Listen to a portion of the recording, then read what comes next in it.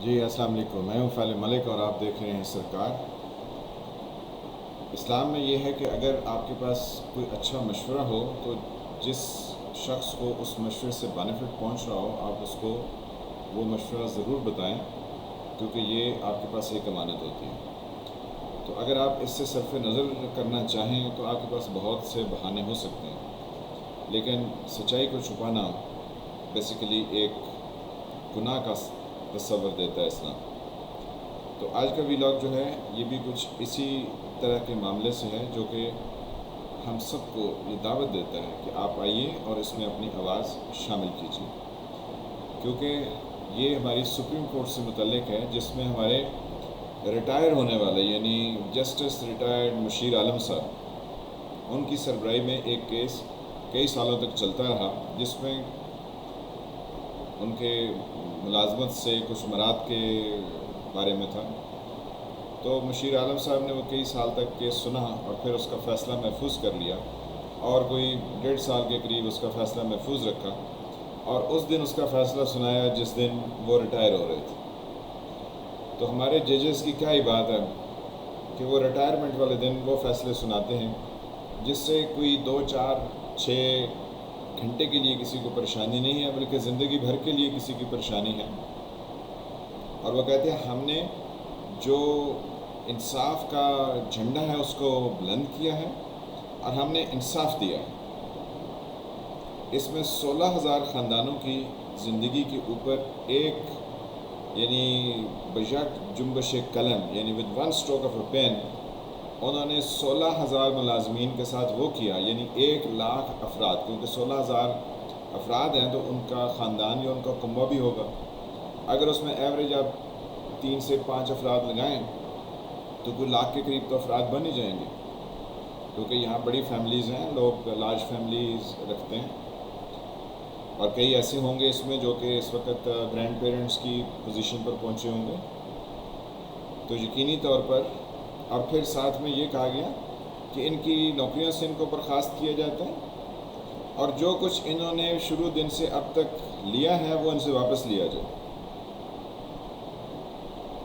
آپ اندازہ لگائیے کہ یہ ہماری وہی کورٹس ہیں جو غیر قانونی طریقے سے آئے ہوئے آمروں کو تو یہ اختیار دیتی ہیں کہ آپ آئین میں ترمیم کر لیجئے، آپ اس ملک کے یعنی ایبسلیوٹ رولر ہو جائیے، آپ کسی کو اپنے ساتھ اقتدار میں بھی شامل مت کیجیے، آپ کو سب اختیار حاصل ہے۔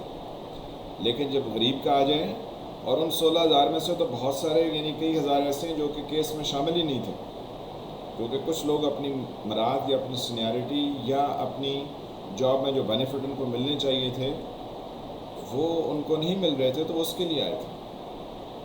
تو ہماری کورٹس نے کیا کیا؟ جب ایوب خان نے مارشل لا لگایا تو یہی ہماری کورٹس تھیں جنہوں نے اس کو ویلیڈیٹ کیا،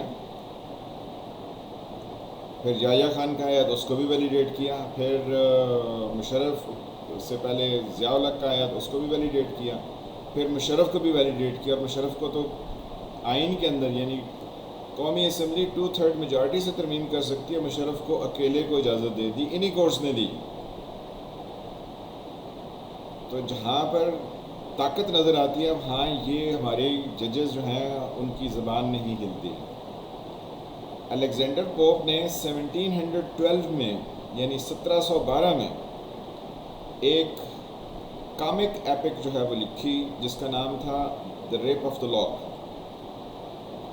اس میں وہ ججز کے بارے میں ذکر کرتا ہے، تو ہمیں ان ججز یعنی وہ جو اس نے سکیچ بنایا تھا ججز کا، اس کو دیکھ کے پتہ چلتا ہے کہ ہم تو 21ویں صدی میں بھی 1712 میں ہی رہ رہے ہیں۔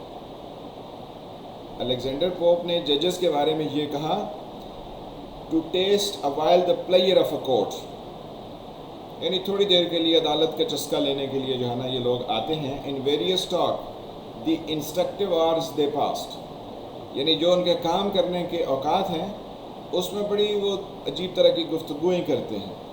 ہو گیو دا بال، یعنی ڈانس پارٹی جو ہے وہ کون تھرو کر رہا ہے، کون کس کو ڈانس پر بلا رہا ہے۔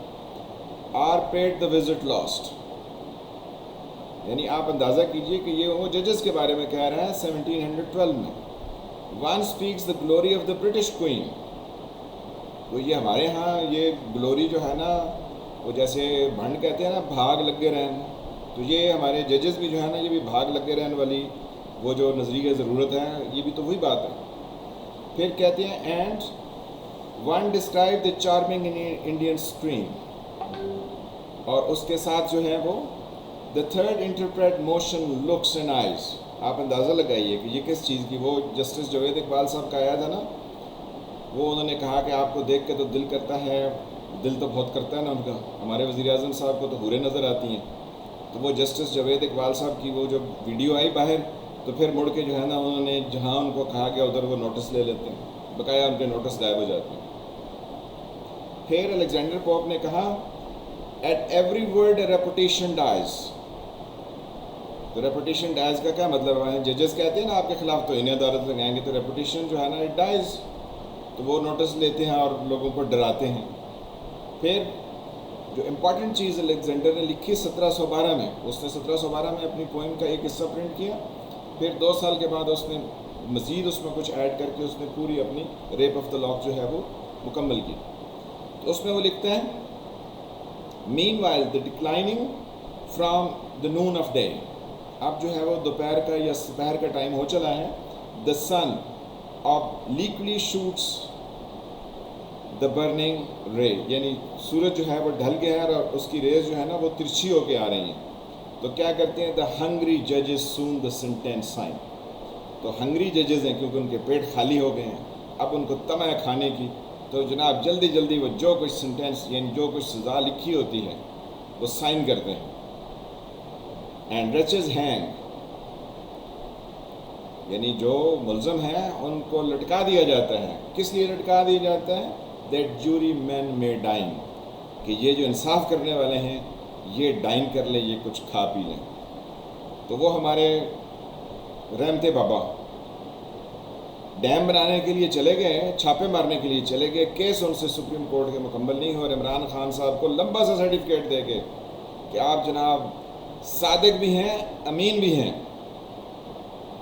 کیا ہے یعنی قیامت کے دن جو ہے وہ پتہ چلے گا کہ صادق اور امین جو ہے وہ کس کے معنی ہیں۔ یہاں تو الٹی گنگا بہتی رہی۔ تو انہوں نے وہ 16,000 ملازمین کو بیک جنبش قلم جسٹس ریٹائرڈ مشیر عالم صاحب نے اپنی ریٹائرمنٹ والے دن ان کو نکال دیا۔ میں نے آپ کو پہلے بھی یہ کئی دفعہ ویلاگز میں بتایا ہے کہ یہ 50 سے 60 ہزار روپیہ ایک دن کا لیتے ہیں ججز، اور جب قانون کی حکمرانی کی بات آتی ہے تو یہ سو جاتے ہیں۔ ان ڈکٹیٹرز کے سامنے یہ بولتے نہیں ہیں، پھر یہ نئے نئے اوتھ لیتے رہتے ہیں، اور جو بچ جاتے ہیں وہ پھر دوسری جگہ۔ ابھی کیا ہوا 2 دن پہلے، وہ 5 رکنی جو ہے وہ ایک بینچ بنا دیا گیا، اور وہ جو صحافیوں کو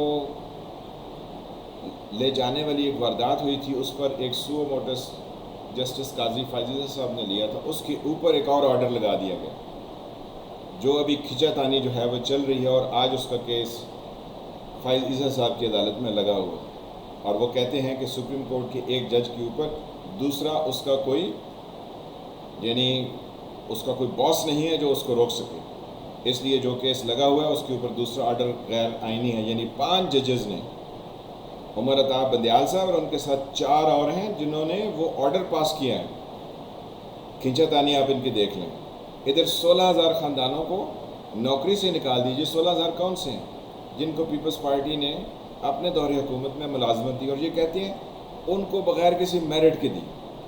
بھئی ہم میرٹ کے حق میں ہیں، لیکن جناب یہاں پر 35 سال سے اوپر جو ملٹری نے رول کیا وہ کون سے میرٹ پر کیا؟ وہ بھی بغیر میرٹ کے ہوا۔ پھر جو بھرتیاں ہوئیں وہ کون سے میرٹ پر ہوئیں؟ یہ جو میجارٹی جج ہیں، یہ مشیر عالم صاحب، یہ اسی فوجی دور میں یہ عدالت میں جج لگے، تو یہ کون سے میرٹ پر آئے تھے؟ لیکن کہتے ہیں کہ آپ یہ ساری گفتگو کریں تو پھر اس میں مگر مچھوں کے ساتھ آپ اس دریا میں یا اس جوہڑ میں کیسے رہ سکتے ہیں؟ باتیں بہت زیادہ ہیں، اور عوام جو ہے وہ ان چیزوں کو بہت قریب سے دیکھتے ہیں۔ آپ لوگوں کے ساتھ ظلم کر رہے ہیں، آپ کو اس ظلم کا جواب دینا پڑے گا۔ یاد رکھیے افغانستان کے ایئرپورٹ پر کتنے لوگ جو ہے وہ مارے گئے اور کتنے ابھی لائن میں لگے ہوئے ہیں. یہ وہی لوگ ہیں جنہوں نے افغان قوم کے ساتھ وفا نہیں کی. یہ ان کے ایجنٹس بنے جو کہ باہر سے آ کے وہاں پر اپنے طور پر ڈیموکریسی اور اپنے طور پر جو ہے وہ سویلائز سوسائٹی. کون سی سویلائزڈ؟ $3,000 یعنی $3,000 بلین انہوں نے خرچ کی. تو انہوں نے وہ کچھ 4 لاکھ کی انہوں نے فورس تیار کی تھی افغانستان میں. وہ تتر بتر ہو گئے. تاش کے پتے پھر جو ہے نا وہ پڑے ہوئے نظر آتے ہیں، وہ تو نظر بھی نہیں آ رہے. تو جناب آپ اپنے ملک میں کیا کر رہے ہیں؟ ان 1 لاکھ لوگوں کے ساتھ یہ زیادتی کی گئی ہے. جو یہ سمجھتے ہیں معاشرے کے لوگ کہ یہ زیادتی ہے، ان کو اپنی آواز اٹھانی چاہیے، ورنہ یہاں پر اسی طرح DHAs بنتے رہیں گے، اسی طرح لوگوں کو پلاٹ ملیں گے. وہ ایوب خان صاحب جو اس وقت آرمی کے چیف تھے، ان کے پاس اپلیکیشن لے کے چلے گئے کہ مجھے جو ہے وہ ایک پلاٹ الاٹ کر دیا جائے، میں نے یعنی ریزیڈینشل پلاٹ دیا جائے. تو وہ انگریز تھے، جنرل ڈیگلاس ڈیوڈ گریسی. تو انہوں نے انکار کر دیا. انہوں نے کہا کہ I'm married, I cannot give you a plot. تو انہوں نے جناب پورے ملک پر قبضہ کر لیا اور پھر پلاٹوں کی لمبی لائن ہی لگا دی، اوپر سے نیچے تک رشوت کے طور پر سب کو پلاٹ دیتے اور کہتے ہیں یہ ایز پر بائی لاز ہیں. یہ کون سے لاز کے تحت ہوتے ہیں؟ کیا کسی فورم پر یہ لاز بنے ہیں؟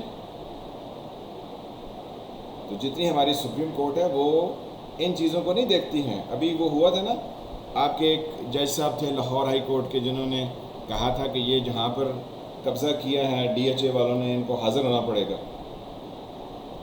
تو اگلے دن سوری ہو گیا سب کچھ، کوئی حاضر نہیں ہوا. ادھر سپریم کورٹ نوٹس لینا، بلائیں.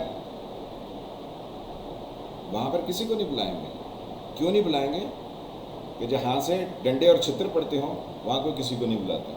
غریبوں پر چھری چلتی ہے. اسی لیے کہتے ہیں کہ اس ملک میں 2 قوانین ہیں. ایک قانون جو ہے وہ عمران خان کی جائیداد کو لیگلائز کر دیتا ہے اور کراچی میں لوگوں کی جو ہے وہ جگہیں کرا دی جاتی ہیں. اگر وہاں پر خرابی ہے تو ادھر بھی خرابی ہے، اور اگر ادھر آپ نے جو ہے وہ کشن دیا ہے تو وہاں بھی کشن دیجیے. آپ غریبوں کو اٹھا کے قانون پر عملداری نہیں کرا سکتے. لوگ وقتی طور پر ڈر جائیں گے. 4 لوگوں کو گولی مار دیں، 6 کو اغوا کر لیں، 7 کو مسنگ کر دیں، تو لوگ تھوڑی دیر کے لیے ڈر جائیں گے، لیکن الٹیمیٹلی لوگ اٹھ کے آئیں گے. دنیا کی یہ تاریخ بتاتی ہے. تو جس دن آپ ریٹائر ہو رہے ہیں، آپ بینیفٹ لے رہے ہیں، اس دن آپ لوگوں کے ساتھ یہ کر رہے ہیں. یہ بیسیکلی تسلط قائم کرنے کا ایک طریقہ ہے. پیپلز پارٹی جو نوکریاں دی تھیں، انہوں نے کہا تھا یہاں پہ تو ماشاء اللہ میں لوگ لوٹ کے کھا گئے اس ملک کو. تو اگر چند لوگ جو ان کے پاس جابز نہیں ہیں، اگر ان کو ہم نے جابز دے دی ہیں تو ہم نے کون سا جو ہے وہ گناہ کیا؟ ہم نے تو لوگوں کو دی ہیں. ہم نے خود تھوڑا جو ہے وہ جابز لینی ہے اپنے لیے. تو ان چیزوں کو دیکھنے کی ضرورت ہے. ایک اگر چیز ایسی ہے تو بقایا کو بھی ختم کریں، اور آپ کے لیے چیلنج ہے کہ آپ بلا کے ان چیزوں کو ختم کیجئے. آپ 35 سال کا حساب لیجئے. ابھی مشرف صاحب کا وہ کیس ہے، وہ تو لگتے ہی نہیں ہے، وہ یہاں سے چلے گئے. آپ کیجئے نا، بلائیے، پھر پتہ چلے کہ آپ جو ہے وہ کورٹ میں آپ کام کر سکتے ہیں. جس جج نے بات کی ہے وہ اگلے دن وہاں کورٹ سے سوری کر کے گھر چلا گیا. تو آپ بھی اس میں آواز اپنی شامل کیجئے. ملتے ہیں کسی اگلے ویلاگ کے ساتھ. تب تک کے لیے خدا حافظ.